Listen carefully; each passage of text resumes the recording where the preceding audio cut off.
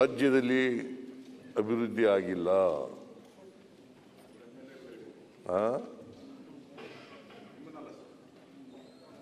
ಇಡೀ ರಾಜ್ಯದ ಅಭಿವೃದ್ಧಿ ಆಗಿಲ್ಲ ಅಂತ ಒಂದು. ಎರಡನೇದು, ಗ್ಯಾರಂಟಿ ಯೋಜನೆಗಳನ್ನು ನೀವು ಜಾರಿಗೆ ತಗೊಂಡ್ಬಂದಿರೋದ್ರಿಂದ ಅಭಿವೃದ್ಧಿ ಕುಂಠಿತ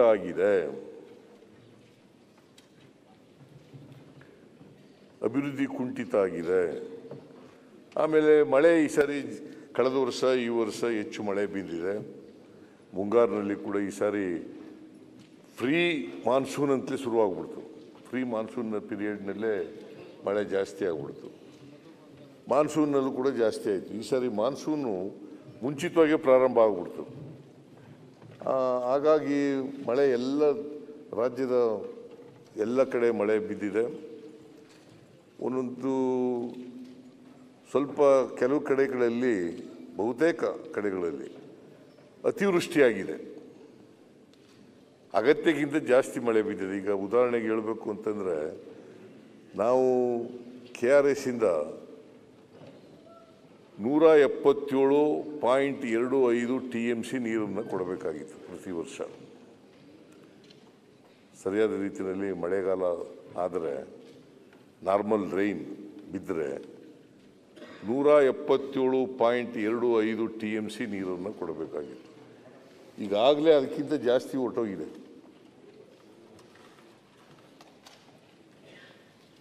ನಾವು ಎಷ್ಟು ತಮಿಳುನಾಡು ಕೊಡಬೇಕಾಗಿತ್ತು ಅದಕ್ಕಿಂತ ಜಾಸ್ತಿ ಹೋಗಿದೆ. ಇನ್ನು ಬಂದ ನೀರೆಲ್ಲ, ಜಲಾಶಯ ತುಂಬಿ ಬಂದ ನೀರೆಲ್ಲ ತಮಿಳುನಾಡಿಗೆ ಹೋಗೋದು. ಅದಕ್ಕೋಸ್ಕರನೇ ಮೇಕೆದಾಟು ಯೋಜನೆಯನ್ನು ಮಾಡಬೇಕು ಅಂತ ಇದ್ದದ್ದು. ನಾವು ಮೇಕೆದಾಟು ಯಾಕೆ ಮಾಡಬೇಕು ಅಂತಂದರೆ, ಇಂಥ ಪರಿಸ್ಥಿತಿನಲ್ಲಿ ನಾವು ಒಂದು ಬ್ಯಾಲೆನ್ಸಿಂಗ್ ರಿಸರ್ವಾಯರ್ ಮಾಡಬೇಕಲ್ಲ. ಗೊತ್ತಿಲ್ಲ ತಮಿಳುನಾಡಿನವರು ಯಾಕೆ ವಿರೋಧ ಮಾಡ್ತಾ ಇದ್ದಾರೆ ಅಂತ ನನಗಂತೂ ಗೊತ್ತಿಲ್ಲ. ಅವರಿಗೆ 177.25 TMC ನೀರು ಅಷ್ಟಕ್ಕೆ ಮಾತ್ರ ಅವ್ರಿಗೆ ಹಕ್ಕುದಾರರು.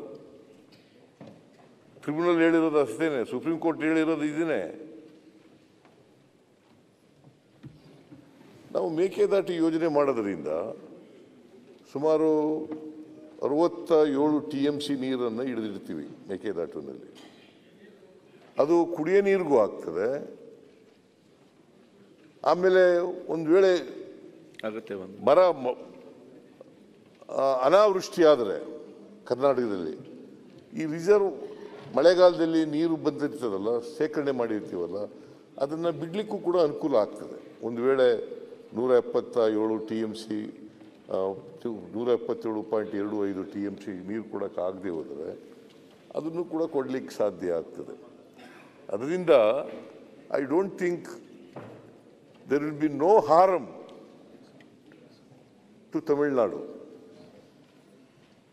I don't know why they are opposing it. ಗೊತ್ತಿಲ್ಲ ನನಗೆ. ಸೊ ನಾನು ಈಗಲೂ ಅವರಲ್ಲಿ ಮನವಿ ಮಾಡ್ತೀನಿ, ಅಪೋಸ್ ಮಾಡೋದು ಬೇಡ. ಇದಕ್ಕೆ ಎರಡೂ ರಾಜ್ಯಗಳಿಗೆ ಅನುಕೂಲ ಆಗ್ತದೆ.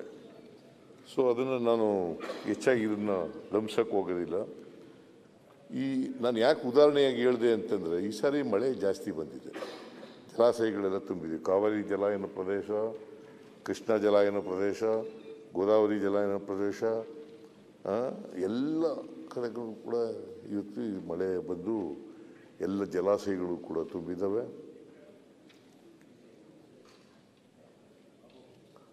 ನಾವು ಹೆಚ್ಚು ನೀರನ್ನು ಕೆಳಗಡೆಗೆ ಹರಿಯಕ್ಕೆ ಬಿಡ್ತಾ ಇದ್ವಿ. ಈಗ ತಮಿಳುನಾಡಿಗೆ ಹೆಚ್ಚು ನೀರು ಹೋಗುತ್ತೆ, ತುಂಗಭದ್ರಾ ಡ್ಯಾಮ್ನಿಂದ ಹೆಚ್ಚು ನೀರು ಹೋಗುತ್ತೆ. ಕ್ಯಾಚ್ಮೆಂಟ್ ಏರಿಯಾದಲ್ಲಿ ಅಪ್ಪರ್ ಕೃಷ್ಣಕ್ಕೆ ಮಹಾರಾಷ್ಟ್ರದಲ್ಲಿರೋದು, ಅಲ್ಲಿಗೆ ನೀರು ಅಲ್ಲೂ